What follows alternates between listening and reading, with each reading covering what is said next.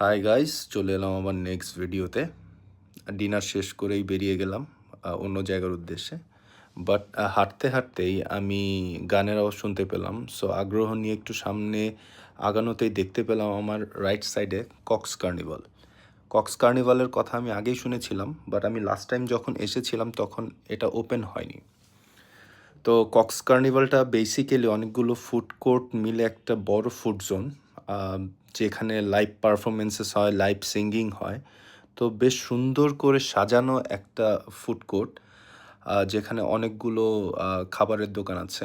আপনি sea food থেকে নিয়ে Korean food, Japanese food, Thai food, Chinese food, even continental food সব কিছুই পেয়ে যাবেন। এখানে আসলে বেসিক্যালি সবাই আসে আড্ডা মারতে, খাওয়া দাওয়া করতে।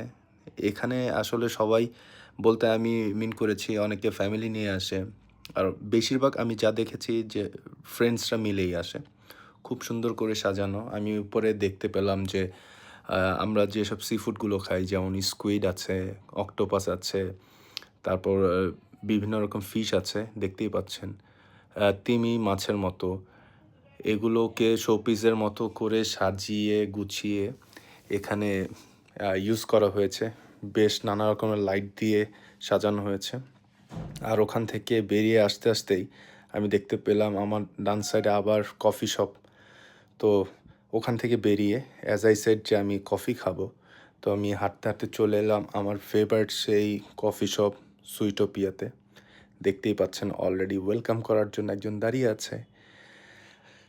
আমি ভেতরে গেলাম না, আমি বাইরেই বসলাম। স্মোকিং জোন বলে তারা এটাকে। আবহাওয়া এত সুন্দর যে আমার ভিতরে বসতে ইচ্ছে করলো না। এর মাঝে আমি অর্ডার করে ফেললাম 1 cup black coffee, I mean Americano, আমার খুব পছন্দের। তো আমার সাথেই দেখলাম যে কিছু লোকজন, তারা ফ্রেন্ডরা মিলে আড্ডা মারছে। আমার কাছে বেশ ভালো লাগছিলো। I was missing my friends. তো কফি এনজয় করে দেন আমি বেরিয়ে পড়লাম হোটেলের উদ্দেশ্যে, কারণ অনেক রাত হয়ে গেছিলো। সামনেই একটা ছোট্ট ফুড ব্যাংক নামে একটা 24/7 শপ আছে। তো দেখা হবে নেক্সট ভিডিওতে।